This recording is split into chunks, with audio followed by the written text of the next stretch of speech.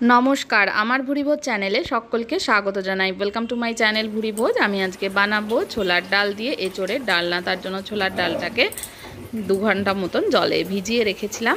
और एखाने एचोड़गुलो केटे एकटू नुन जले एटाके भापिए नेब 2 मिनिट मतन। भापिए एटाके छोलार डालेर साथे सेদ্ধ करे नेब प्रेसार कुकारे ढेले दिएछि छोलार डाल और एचोड़टा। एबार नुन दिए दिलाम। নুন দিয়ে প্রেসার কুকারে দুটো সিটি দিয়ে সেদ্ধ করে নেব। ডালটা কিন্তু একদম ঘেটে যাবে না, সেদ্ধ হবে কিন্তু একটু এরকম গোটা গোটা থাকবে। এবার একটা ভাজা মশলা তৈরি করে নিচ্ছি।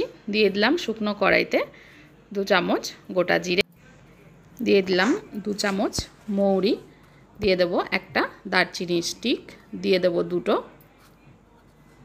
এলাচ আর দিয়ে দেব কয়েকটা লবঙ্গ আর দিয়ে দেব গোটা ধনে অল্প পরিমাণে, দিয়ে দিচ্ছি কয়েকটা গোলমরিচের দানা। সমস্ত মশলাকে ভেজে নিতে হবে আঁচটা কমিয়ে রেখে, যতক্ষণ না খুব সুন্দর একটা ফ্লেভার আসে ততক্ষণ ভেজে নেব। ভাজা হয়ে গেলে ঝটপট কড়াই থেকে ঢেলে নেব। মশলা যাতে কালো না হয়ে যায় সেদিকে কিন্তু খেয়াল রাখতে হবে। কালো হয়ে গেলে তরকারি কিন্তু খেতে ভালো হবে না। এবার মশলাটাকে গুঁড়ো করে নেব। কড়াইতে দিয়ে দিলাম সাদা তেল। রান্নাটা আমি সাদা তেলে করছি, চাইলে আপনারা সর্ষের তেলে করতে পারেন। দিয়ে দেবো কয়েকটা মৌরি, ফোড়নে দিয়ে দিলাম মৌরি আর দিয়ে দেবো একটু জিরে, গোটা জিরে বা সাদা জিরে। ফোড়নটাকে ভেজে নিয়েছি। একটা তেজপাতাও দিয়ে দিলাম। ফোড়নটা একদম কালো করে কিন্তু ভাজবো না, কারণ মৌরি কিন্তু পুরো কালো হয়ে গেলে খেতে ভালো লাগে না।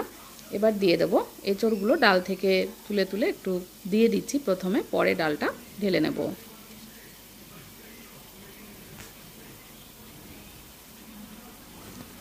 সমস্ত এঁচড়গুলো তুলে দিয়ে দিলাম, একটু তেলে নেড়ে চেড়ে নেব। এবার নেড়ে চেড়ে ভেজে নেওয়ার সময় এর মধ্যে দিয়ে দেব হলুদ গুঁড়ো। হলুদ গুঁড়োটাকে মিশিয়ে নিয়ে এঁচড়টাকে ভেজে নিচ্ছি।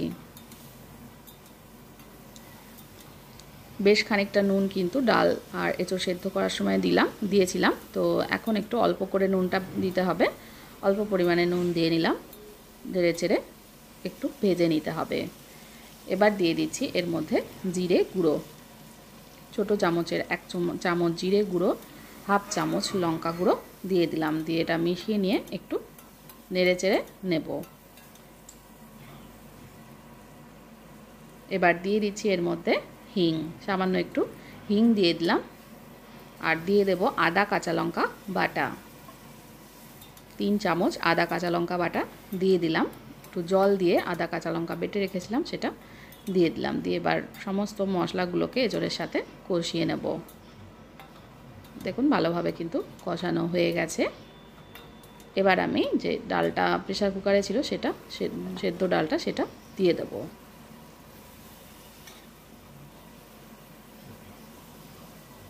ডালটাকে কিন্তু এরকম দানা দানা রাখতে হবে, একদম গলে গেলে কিন্তু খেতে ভালো লাগবে না। তো ডালটাকে আমি 2টো সিটি দিয়ে ডাল আর এঁচড় একসাথে সেদ্ধ করে নিয়েছিলাম। ভালো করে মিক্স করে নিয়ে সম্পূর্ণ ডালটা জল শুদ্ধ ঢেলে দিলাম। দিয়ে এবার এর মধ্যে আরও একটু হলুদ গুঁড়ো দিলাম। কালারটা একটু ফ্যাকাশে লাগছিল, তার জন্য একটু হলুদ গুঁড়ো অ্যাড করলাম।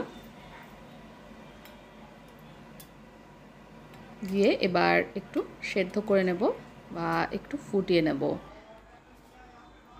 2-3 মিনিট ফুটিয়ে নেওয়ার পরে এর মধ্যে দিয়ে দিলাম একটু চিনি। চিনিটা মিশিয়ে নিচ্ছি।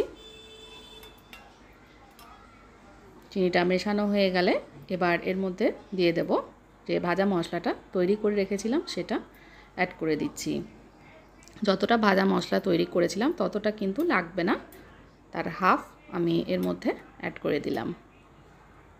ভাজা মশলাটা মিশিয়ে একটু ফুটিয়ে নিলেই একদম তৈরি হয়ে যাবে। চাইলে লাস্টে একটু ঘি অ্যাড করতে চাইলে ঘি অ্যাড করতে পারেন, তবে যেহেতু গরমকাল তো ঘিটা আমি আর অ্যাড করলাম না। এটা একদম তৈরি হয়ে গেছে লুচি, পরোটা, ভাত, রুটি সব কিছুর সাথে খাওয়ার জন্য।